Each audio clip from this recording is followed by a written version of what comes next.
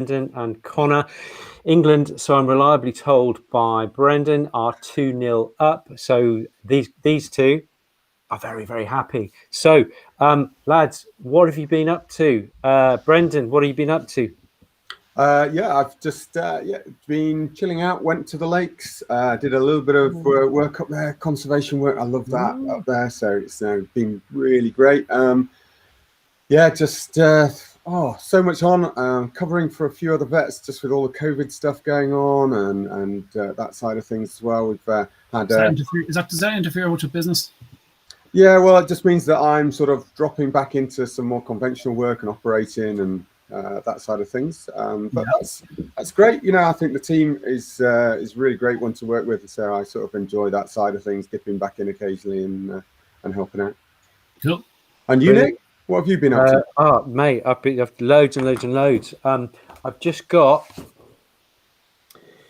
Banting's pamphlet on corpulence. Okay, it's a really small book. I'm glad you said corpulence. Yeah, I thought it said corpulence.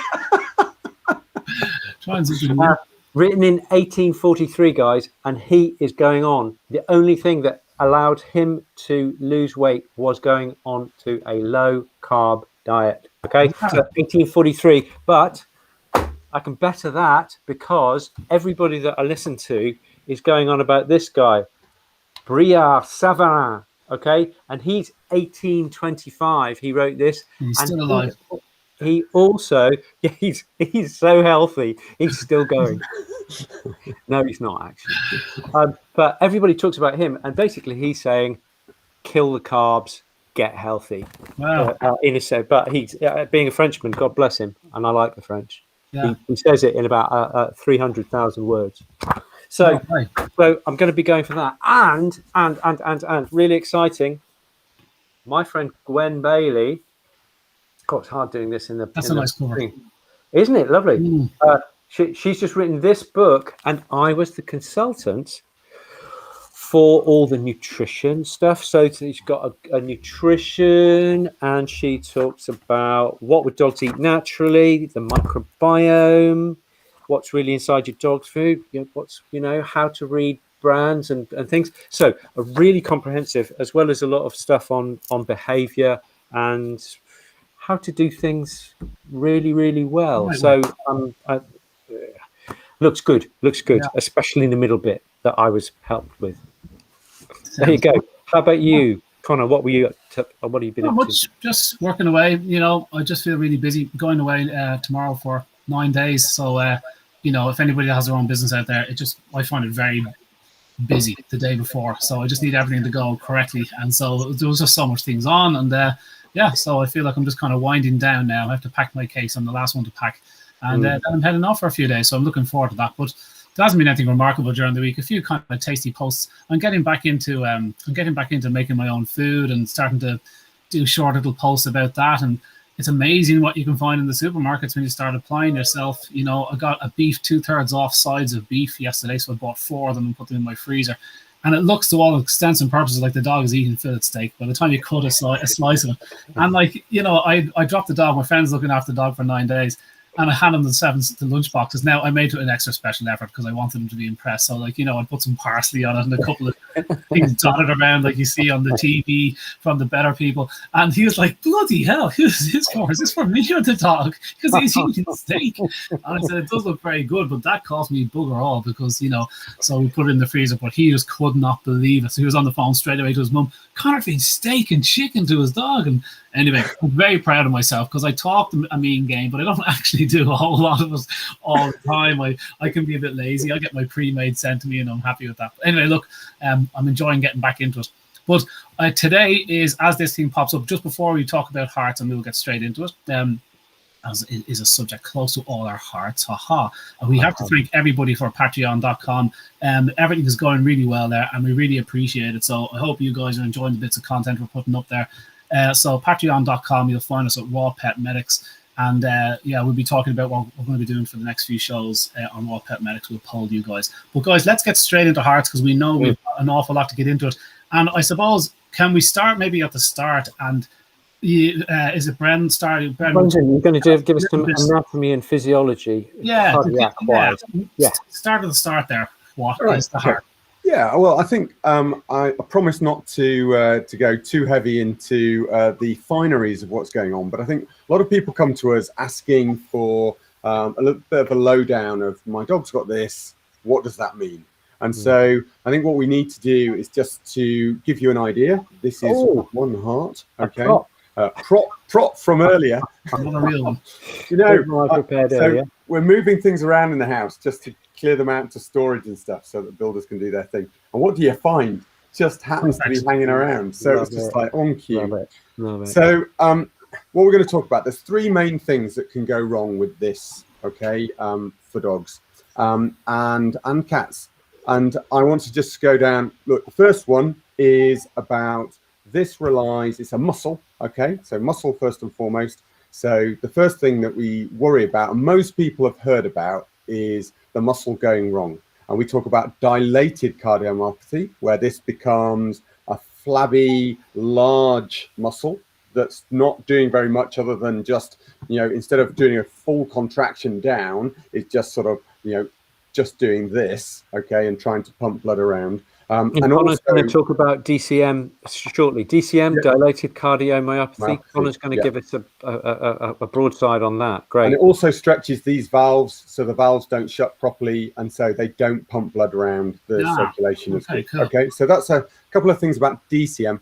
For cats, okay, because I love, get the right way, cats, okay.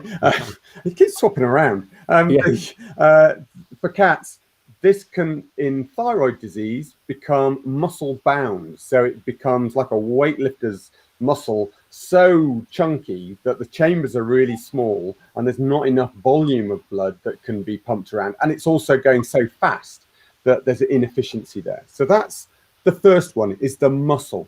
The next disease that is actually more common for the majority of dogs is when you've got valve problems. Okay, now these valves can be affected by infection. We talked about this in the dental video. If you want to go back and have a little look at that, for example, they can get infected. They become frilly instead of nice and neat closure, and therefore, again, they can't pump blood forwards. Okay, valves work by snapping shut, and then the pressure builds, and that shoots the blood forwards. Okay, and that'll give you a murmur, Brendan, won't it? Well, we'll come to that, because actually murmurs are a really interesting thing, and most people assume it's just down to the valve leaking, but actually there's another bit to murmurs. So we'll talk about murmurs in a moment when we move on to circulation. Are the valves the noise that we hear? Boom, boom, boom, boom. They're the valves smacking open and closed. Well, you're hearing the shock wave go through the fluid as the valve shuts. Yeah. Okay. That's what the lub-dub is. Okay. So it's the shock wave, not the actual. I mean, can you imagine if you could hear the valve? Boom. Boom. That's a big jaw. Anyway, so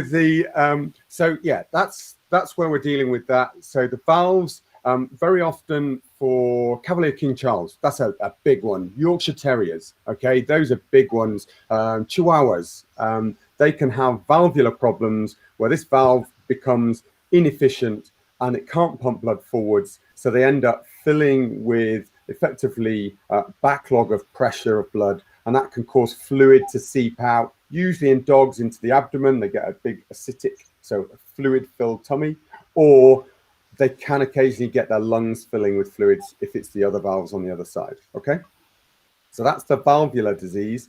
And then the last big one is all about the electrical impulse. Okay, so this is where the electrics of the heart, because this muscle works on nerve input into little nodes that rest on various areas. So there's one on the atria here, there's one here just between the atria and the ventricles. Okay, and a nerve feeds into that. Part of that is the vagus nerve as well, to slow it down or speed it up as appropriate.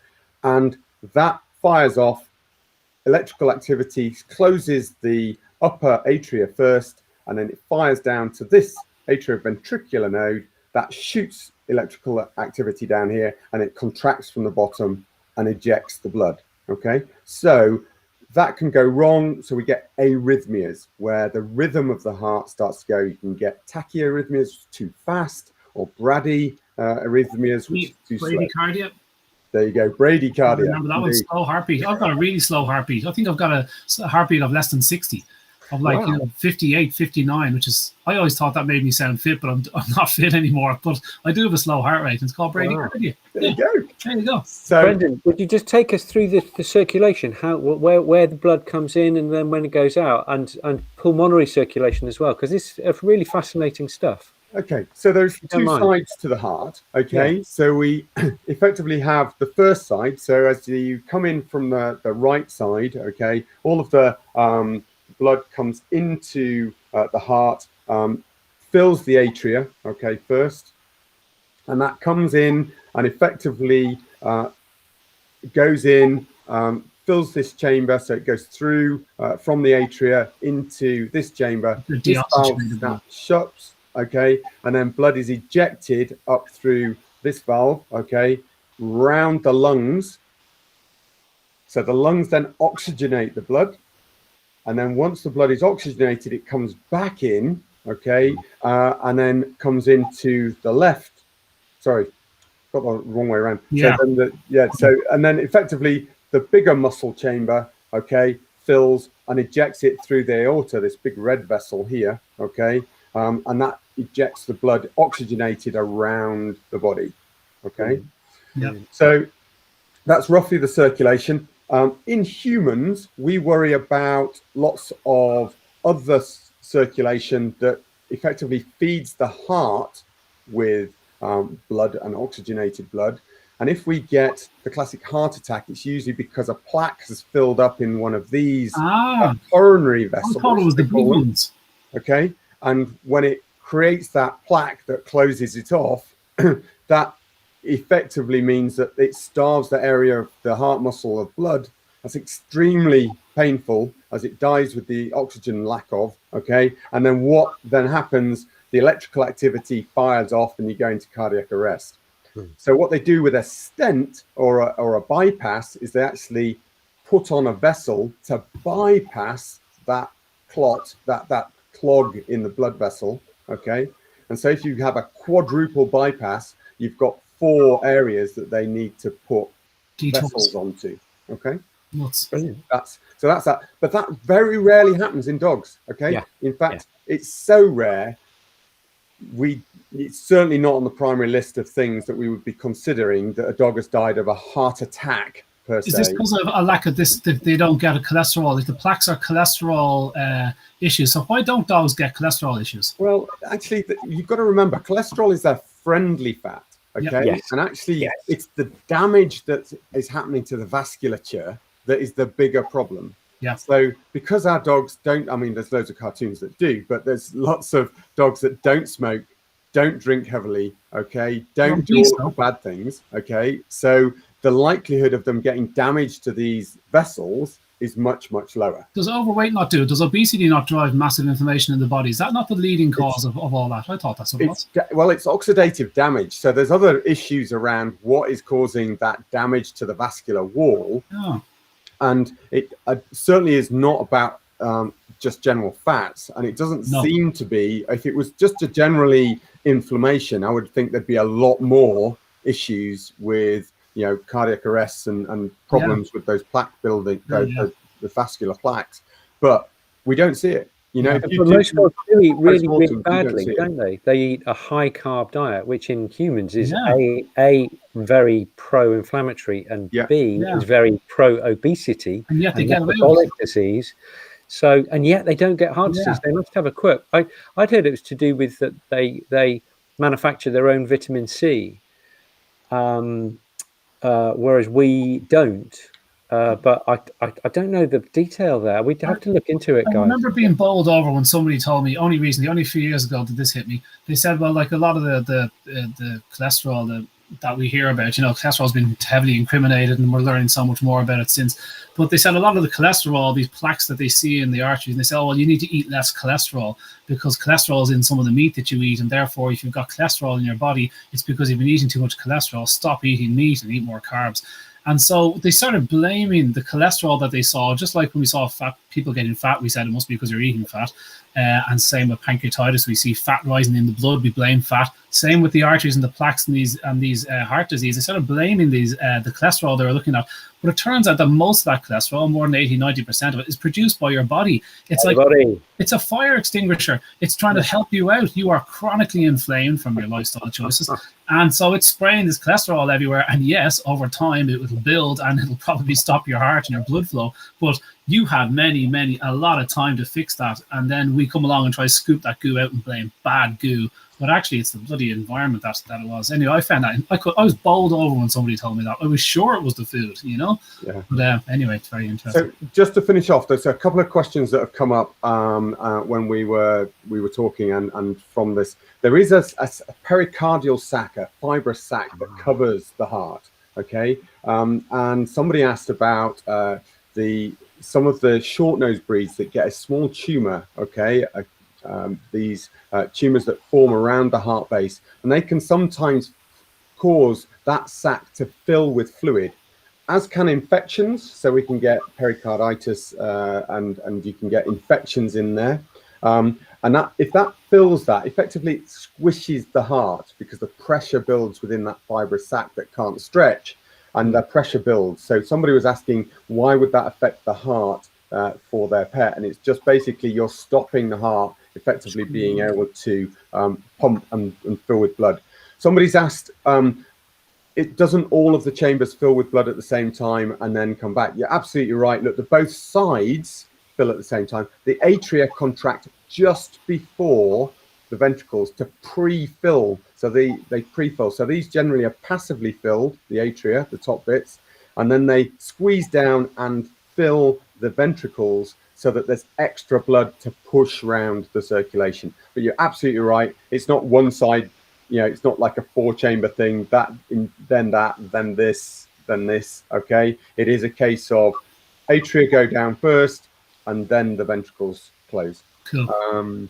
What was the other question I saw? Somebody was asking about tricuspid valve. That's basically the valves which effectively come out of the heart. So I pointed to one here. Okay, so you've got a bicuspid, okay, and you've got a tricuspid. So the tri is because there's 3 leaves to this valve, okay, and the bicuspid is on the other side because you've got 2 leaves to this valve. And in young dogs, generally there's a genetic fault. Very, very occasionally it will be because they've got an infection that's got into their system. So if they've maybe got an infection from the umbilicus when they were born, and that's then allowed bacteria to circulate, you might get infections seeding out onto those valves. But generally, it's either going to be genetic or congenital, i.e. they haven't formed. So this heart has all sorts of bypasses in the uterus because the lungs aren't going to be functioning. So what happens is that there's holes in the heart that effectively bypass the lungs. So as the fetal blood is being pumped around, it's bypassing certain areas of the heart. And you've then also got shunts which go across the major vessels that are the other part of the bypass. So if they don't close properly, that's what we call congenital heart problems. And sometimes they can be corrected by surgery, but it's fairly intricate, and there's only certain places that would do that sort of surgery. Brilliant. Okay. Brendan, you were talking about dilated cardiomyopathy. Now, there's been a big hoo-ha, especially in the States, about dilated cardiomyopathy. And Conor, you've been looking into that. What have you found out? Sure have. Like, you know, there's... You could. This is detailed, okay, and I don't want to go too detailed on it, but it really epitomizes how dark or how nonsensical the science can be. But the stuff that's going on in pet food land, this really summed it all up, and the fact that it goes right to the top, which I found very, very juicy. That even the very top people were happy to get involved with this. That we now know utter nonsense. And so here's a little bit about it, guys. So. Feel free to butt in if you feel a point coming on. But I'm going to skim through some of these points. Okay, so we talked about it before, guys. In when AFCO first came, we slag AFCO off all the time because it's got major problems. But it was invented with a good idea. The American Association of Feed Control Officials.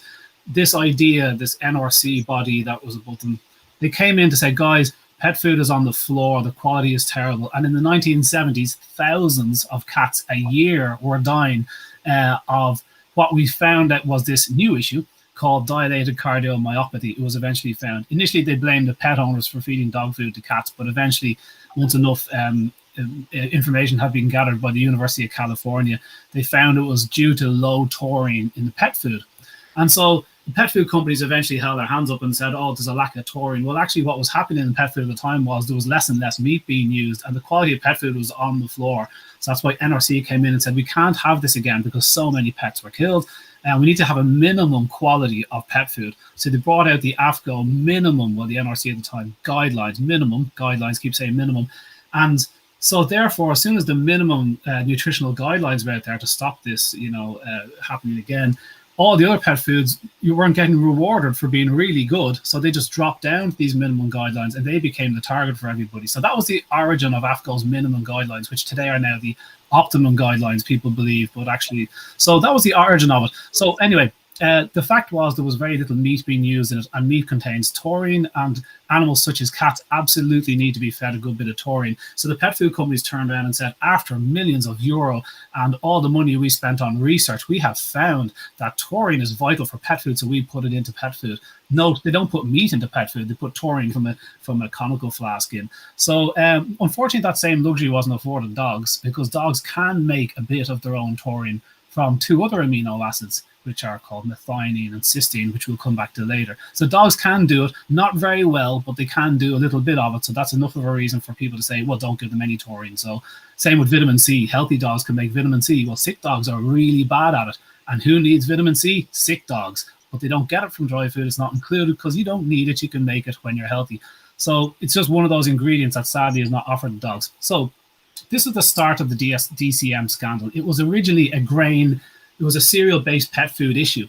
And up until the grain-free pet food issue a couple of years ago, it had happened 2 or 3 other times. It happened in the 90s, it happened in the 2000s, that cereal-based pet food caused loads of DCM in dogs. And the reason for that is it's not just from a lack of meat that causes a lack of taurine for the pet. It's not just a lack of meat in dried pet food that causes a lack of taurine. Lots of things can cause a lack of taurine for the poor cat or dog eating this pet food. One of them is that you don't use a lot of meat ingredients, and so you don't use a lot of taurine. That's fair enough because taurine comes from meat. But also, if you don't put in the precursors, methionine and cysteine, which is very common for dog food, then your dogs will suffer and die because they need methionine to build taurine and a couple of other things. High cooking temperatures can destroy what little taurine is present in pet food. And we know, as Nick explained eloquently the last time, it's cooked up to 5 times at really high temperatures. So yeah, how do you expect taurine to survive these things when we know that kills it? Moreover, cooking degrades protein, okay? Maillard reactions, this sugar bonding to protein, and it causes this folding and stuff that Nick was explaining that I barely understood. But the point is, when that protein is degraded, it becomes, it's much more resilient to digestion. It's not the normal thing that your bacteria are waiting to eat, but other bacteria are happy to eat it. And these other bacteria, when they grow, these studies were done in cats, 2 studies here I'm looking at on the side of the screen as I'm talking to you. This pathogenic bacteria that grow, when you shift the biota of the cat, they happen to love eating taurine. So when your cat goes into dysbiosis, gut dysbiosis, these new baddies look around and say, we love taurine, and they'll eat any taurine out of the dried pet food. So this is the 4th reason that cereal-based pet food is constantly suffering taurine issues. But there's another one, excess fiber. We know that kibble companies love putting in excess fiber. So beet pulp, which is the leftovers of the beet processing industry to make sugar for all their horrible foods. And also, corn gluten pulp and just whole corn and just all this indigestible plant protein they put in. So this stuff is really, really crap for dogs. They can't digest it. It goes into the intestines where it messes with the dog's ability to reabsorb his bile. So the dog's constantly releasing bile into the top part of the intestines, I assume. And but then they reabsorb it because the body's an artist at reusing its nutrients, and you need a lot of taurine to make bile. So that's how they reharvest their taurine. They absorb their bile again. But when the fiber is in there, it totally messes with that digestion. It actually binds the bile salts, it says here, and it renders them indigestible, which means the dog poos them out more likely. So you're going to have more of a taurine deficiency. Think of overweight labs being fed high carbohydrate dry foods and moved from really high fiber food already to 12.5% indigestible fiber, which is massively high because there's only a small amount of indigestible. For these weight loss diets. Yeah, these weight loss diets. So, like, talk about DCM, which has never been a study issued in these things. I'm only still on the first page here. I'm going to have to. Can I just ask? So there was an element in that they were talking about. Is it because it's not truly? There's no taurine in grain, so it's really about the issue of, because they were substituting things like the legumes into this. Was that truly down to there was some way of that binding out or interfering with the absorption of taurine? Or was it just that actually a lot of legumes are just as pro-inflammatory and have an inflammatory response, and it was nothing to do with taurine? This is the whole thing about the grain-free. Yeah, I'm going to get to that. Raw is grain-free. Yeah, and they think, raw must be low in taurine, but it's not. It's massively high in taurine. Yeah. But there was a thing that grain-free gives you DCM. Yeah, I'll get to that bit, guys. Okay. That's coming up now. This was there's one other thing that we need to remember, that most of the DCM scandals that have happened in cereal-based pet food, because it is a cereal-based pet food issue historically, that nobody seems to have mentioned in these studies that came out recently, nonsensical ones, that most of them were actually lamb-based pet foods. Lamb and rice-based dry food caused a huge majority of the issues because lamb is very deficient in taurine. So if you're using lamb meal, which is essentially the bones of a lamb stewed up under high pressure and cooked 5 times, you're getting no taurine from that. So if the manufacturers are relying on the lamb meat in the pet food, there's no taurine going in. But also an interesting study in raw dog food where they compared cats being fed almost a whole rabbit for up to 9 months. Remember that, guys? And they compared it to a complete dry food. And they found that initially the cats were doing brilliant. Their poos were better. Their fur was turning inside out and everything was fantastic.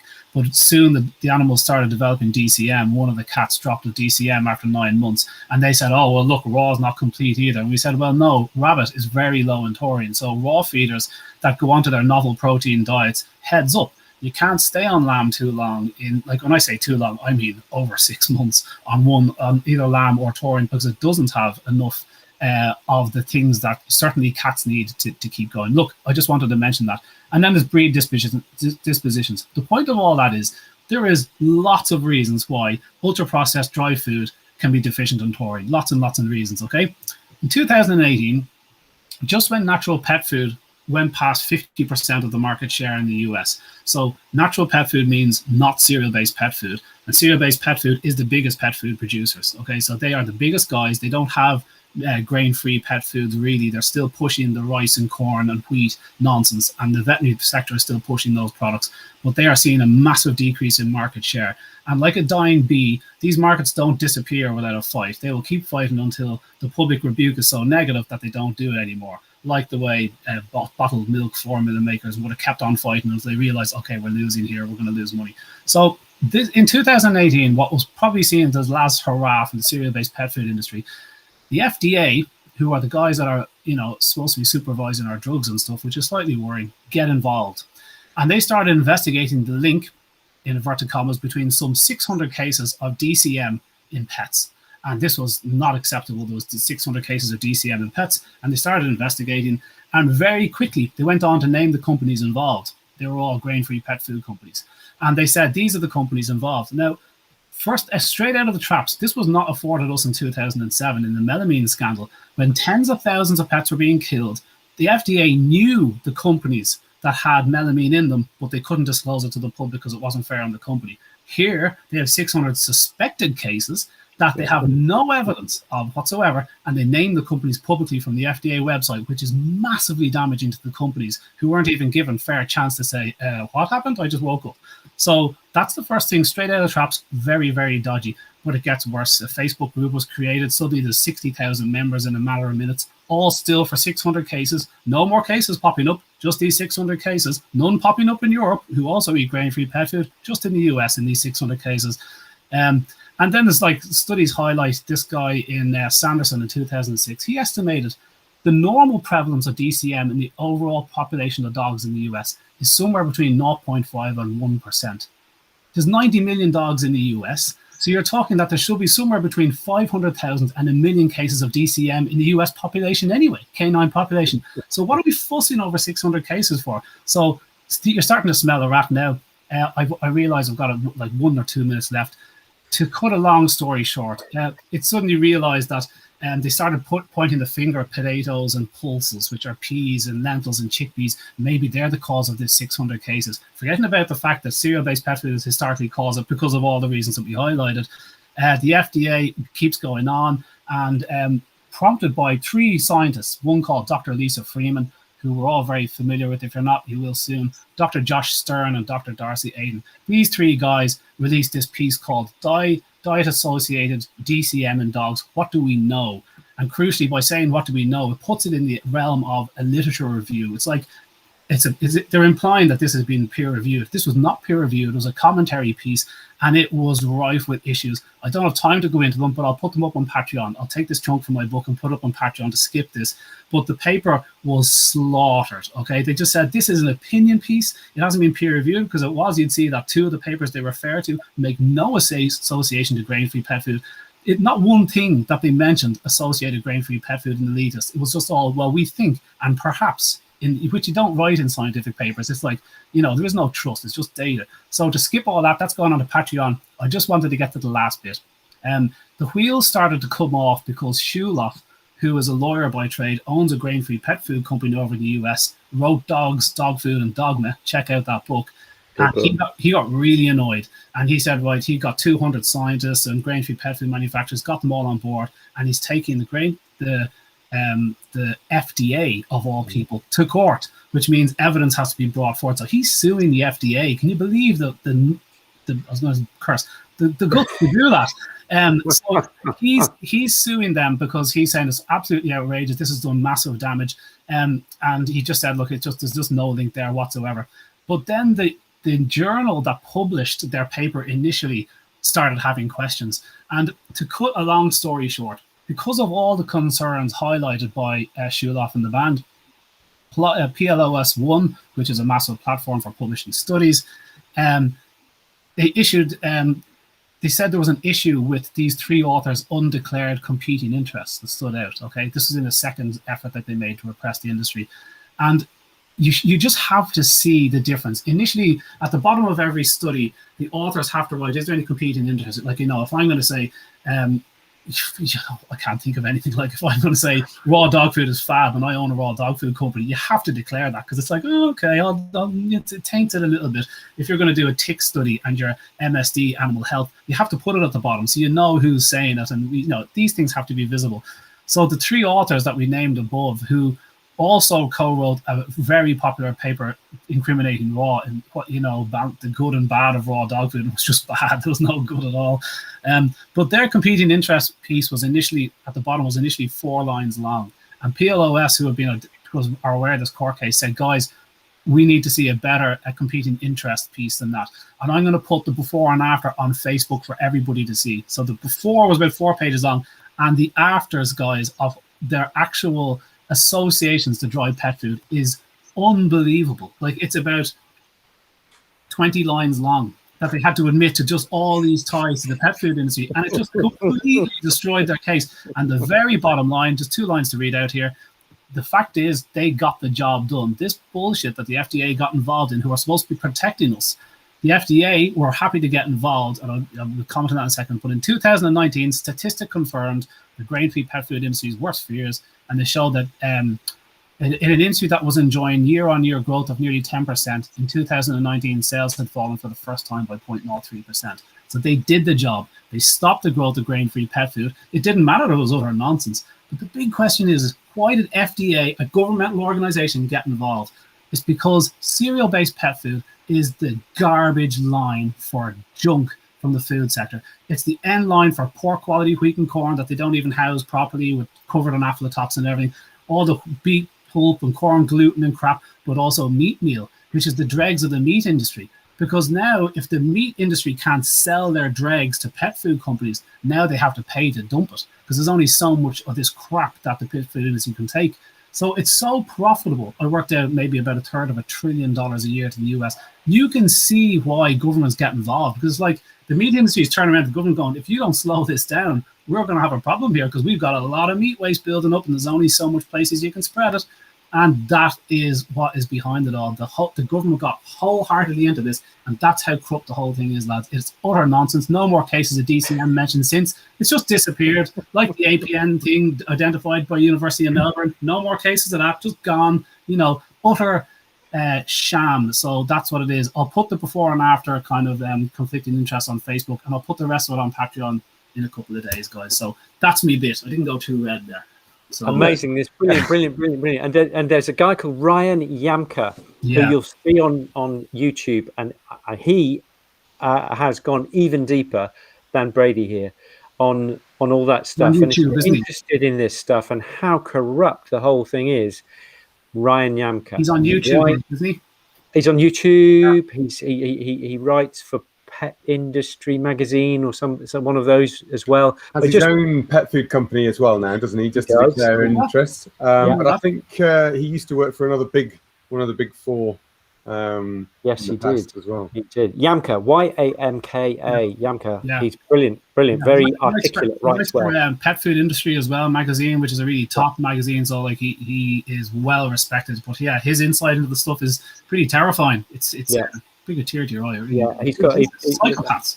Yeah, even more. One or two other reasons why the DCM and grain-free is nonsense. Okay, so basically you can just throw the whole thing out. Right. So what can you do, Nick? You got to see if you've got a dodgy. What's the good news? Okay, so I'm going to take a little breath. Okay, for you. And.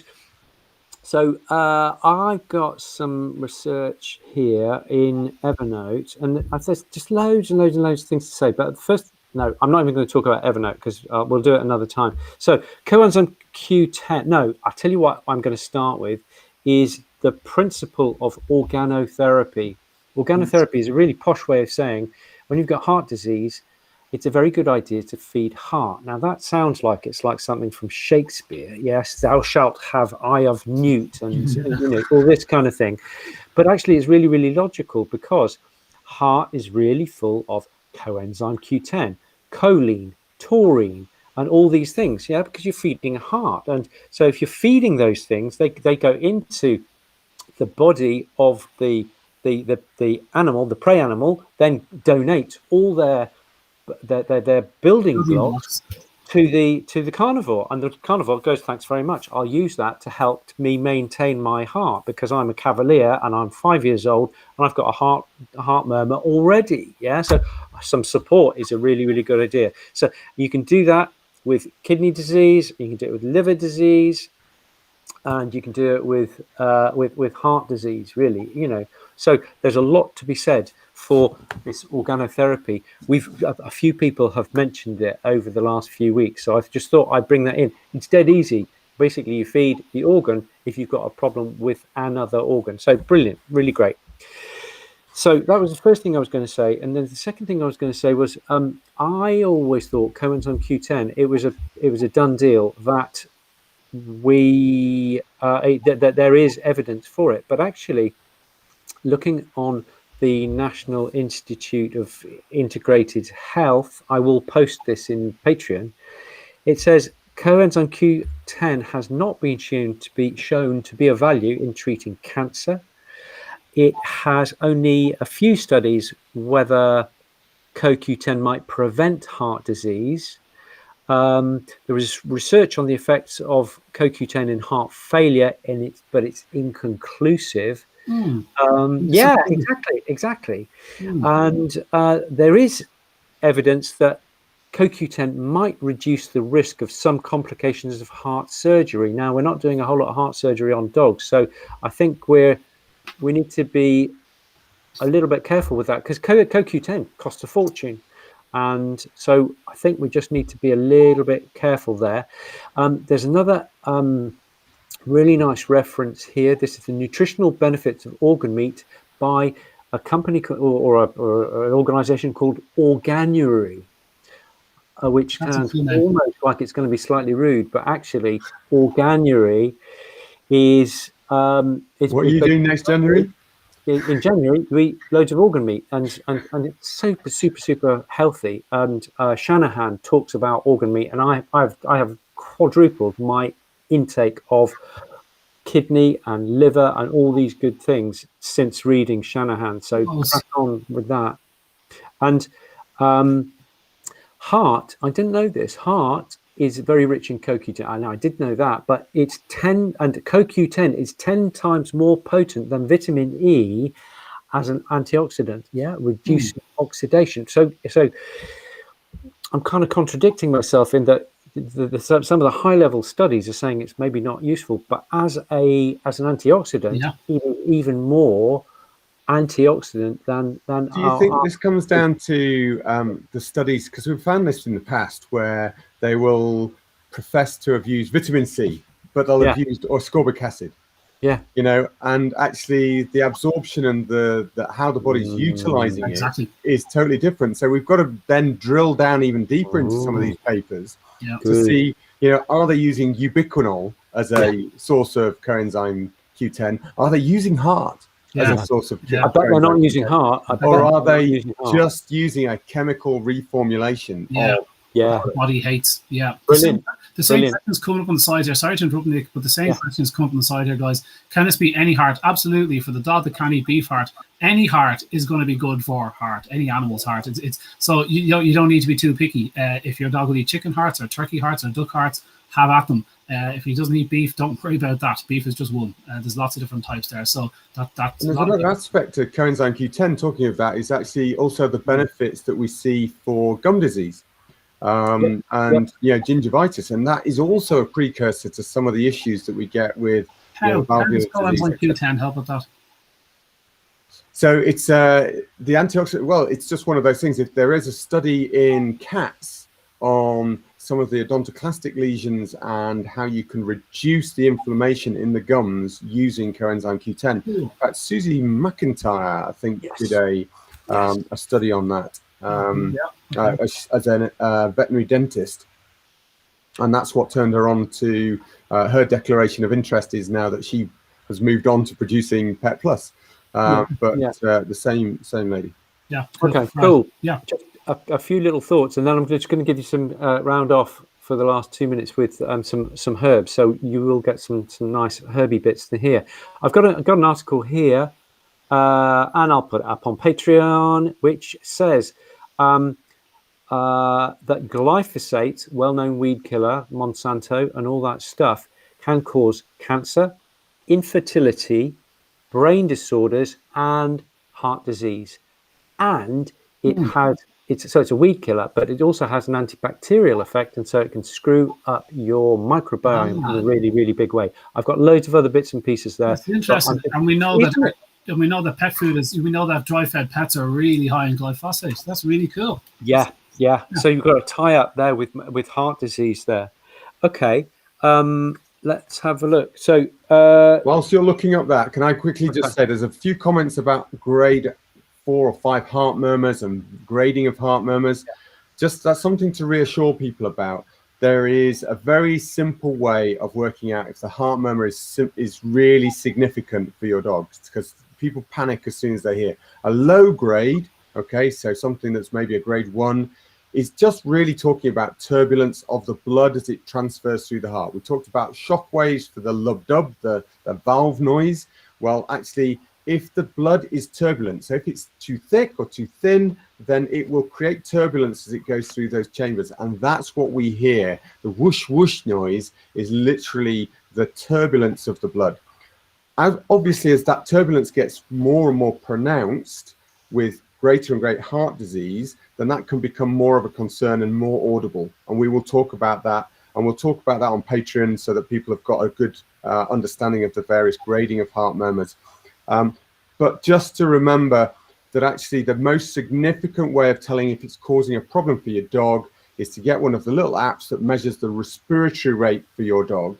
And if the respiratory rate is above 40, you need to go and see your vet. Okay, and that's at 40 at rest. So when you're watching not the footy, when you're watching the TV, okay, and your dog's at rest beside you, if you can count more than 40 rests, that's breath rates, okay, within a minute, then that's a time to go to your vet. Maybe that's different for toys and giants. Is that not different? Huge difference. No, they said the study shows that the respiratory rate is the most key thing. If it's between 20 and 40, you should be monitoring it closely. If it's less than 20, you really won't be worrying about heart disease. All right, cool. Okay. If in doubt, get it checked, though. Also, sorry to interrupt you, Nick. No worries. If you've got a really bad murmur, it doesn't necessarily mean you've got really bad heart disease. There's not a correlation necessarily. Yeah. Okay. So just here, I'm just going to give you a list, guys, so that you can go and do some Googling. Okay. So these are cardiotonic. These are the tropho-restorative herbs, which basically these are like the milk, milk thistle's great for the liver. These are kind of the milk thistles for the heart. And the king of all of them is hawthorn. Okay. Crataegus, hawthorn. Okay. Then we look at ginkgo, and ginkgo actually is works with the heart, but it also works to relax the blood vessels, because when your heart goes a bit not so good, your blood vessels tighten up to try and maintain your blood your blood pressure, and these can help to balance out that my blood pressure is going higher and higher and higher as a dog. Okay, then we've got astragalus, which helps to strengthen, but also works because it's a really strong antioxidant, works on the heart as well. Crataegus is a massive antioxidant too. Then we've got motherwort, which is it's like mothering the heart, and it just kind of calms it down and say, now you'll be fine. Motherwort, it's really worth looking at. Another really massive one is cactus, which is Selenicerius. I'll write it on Patreon. Yeah. And also don't forget Collinsonia. Collinsonia is another one of these herbs. And if you want a book, sorry, I'm just overwhelming you with books. It's a beast. It's a beautiful book. It's really well written. It's really well referenced. Doesn't win. And veterinary herbal medicine.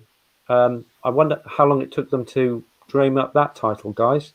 Yeah, it's a phenomenal book, though. It's so interesting. You can skip to something and go, "Oh, I feel like I'm absolutely nailing it reading this page." It's great. Loads of background, and also my dog's got this. What can I look at? So it's useful for everyone in every situation. We did a slight disservice here to Nicky Mack. We were talking about Ryan Yamka all the time, and his partner in crime really is Nicky DeSacrantis, North Point Pets Company over in the US.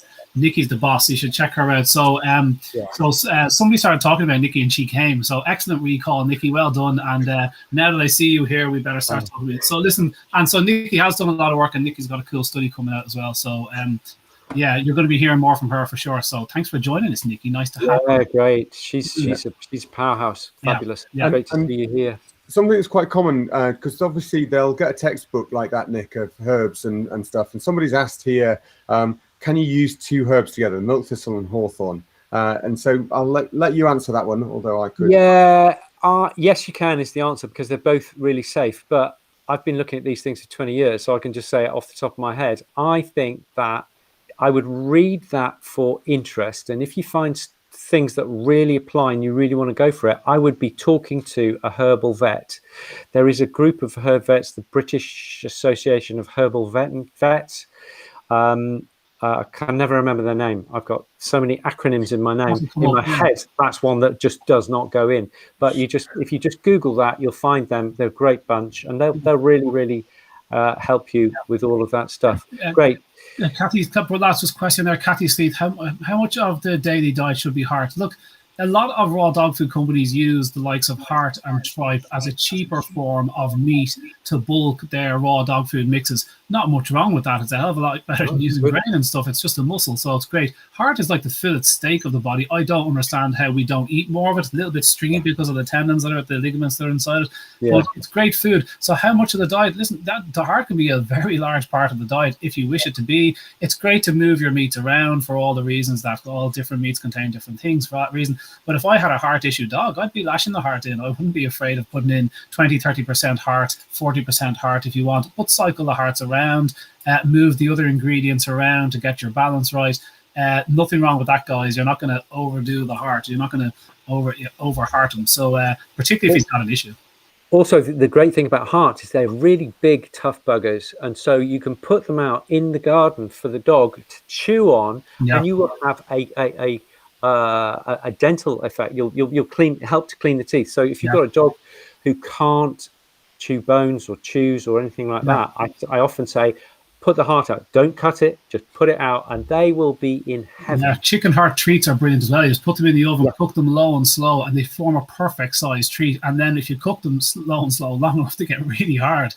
And so they're a great treat to be given out to the dog. So chicken heart treats are just fantastic. You can get them quite reasonably priced, you know. So it's a good way of making your own high quality treats, guys. It's 10 to 8, so we are pushing on.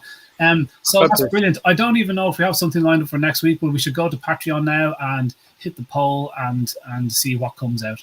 Press the magic machine. Yeah, is that good? Cool. Great. Okay, fantastic, guys. That's it. We're just going to go now. Thank you very much. Thanks to all the patrons. Thanks to everybody who's joined us. Thanks to Nicky Mack. Wonderful. On patreon.com, guys. So that's where you can go. The price of a cup of tea is all that's needed, really. We greatly benefit from that, and it really helps to keep us going, and we can spend a bit of time on Fridays sorting this out as we do and spend longer at our meetings. So it really helps us. So if you can, patreon.com/Raw Pet Medics, and I'll be posting up the info that I just chopped out of the book. I'm just going to be lashing that up on Patreon because it's just too interesting to leave aside. But I am going to put up the conflict of interest on Facebook in about half an hour once I drop my kids' bikes down to my brother. He's going to bring them on holidays. I don't know why I told you that, but that's what I'm not. Well, listen, it's good because you're having a really busy day, Connor. So thank you very much for giving us. Absolutely, it's cool. No, I love it. Of it. I hate this. I'd hate to miss it. Yeah, absolutely. Bless you. It's fantastic. Brilliant. We'll see you in a week, guys. Take care. See ya. Thank you.